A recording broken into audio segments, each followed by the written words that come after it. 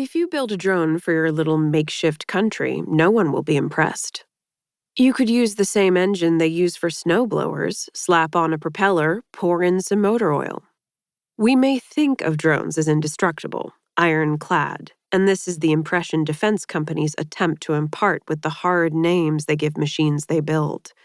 Predator drone, Reaper drone, Hunter drone. But in fact, the original word, drone, is elegantly apt, and all of these are an attempt to mask the dumb delicacy it captures.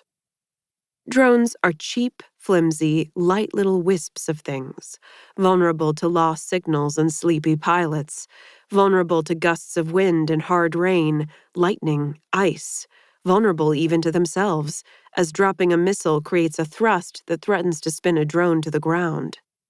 You will send a drone whirling into the sand should you turn too hard into a breeze or press the wrong button on your joystick. Should you fly into an area of excessive electromagnetic noise, or accidentally, as has happened to one American drone pilot, fly the drone upside down for a long while, oblivious. They slam into mountains, crash into other planes, fall into farms, sidewalks, waterways. Sometimes they simply go silent and float away, never to be found again. Their remains are cylinders with a wall punched out to reveal a hollow interior, as if the true drone had wormed its way out of this shell and flown on. Hundreds and hundreds of military drones we have lost this way, scattered across continents. It's okay. They're cheap. We make new ones. What is impressive is not the drone, but the network that keeps it aloft. The satellites we rocket into the sky, bathing the globe in radio waves, invisible, bouncy strands passing through you on their way back to our shallow, bold dishes, 20 feet across. We capture waves, of course, and we capture light, not only via drone, but in every way we can contrive to capture.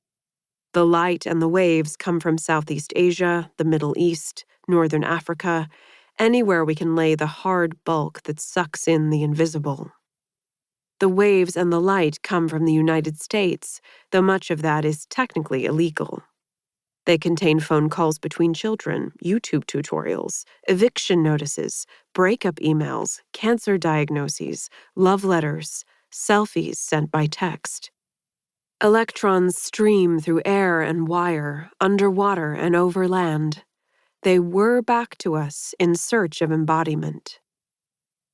On a trip with some of my dearest friends, undertaken largely but not exclusively for the reason of capturing flattering group selfies, every one of us had used up all the storage on our phones before we took a single photo. To take one selfie, we had to delete, say, 3. By the time we went on our next trip together, everyone had upgraded phones. Now nothing would constrain us from taking pictures, all of which still exist somewhere because there is no incentive to delete them. How much of the burden is in the way we watch ourselves? In the early years of the 21st century, everyone is amassing digital information, but no one knows how to sort through it. Closets are stacked with old computers.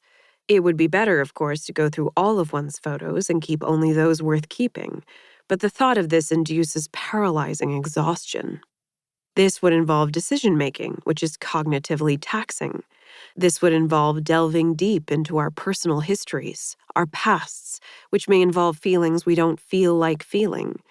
It's best to just take another photograph, keep building up the database, throw it into the cloud, whatever that is. It's slightly stressful to know that one's personal database is bloated and disorganized, but you can't see my cloud. It's my burden to bear, my weight to carry. Luckily, since I'm small, it's only a cloud. In the United States, in the early years of the 21st century, this has been the approach intelligence agencies take toward information. Absorb everything, all of it, at once. Stash it somewhere. Worry about it later. I wanted to know what surveillance was. I wanted to know what it was made of. More data has been created and stored since the year 2000 than in the entire previous course of humanity. The NSA's upgraded phone is a giant warehouse the size of 6 city blocks.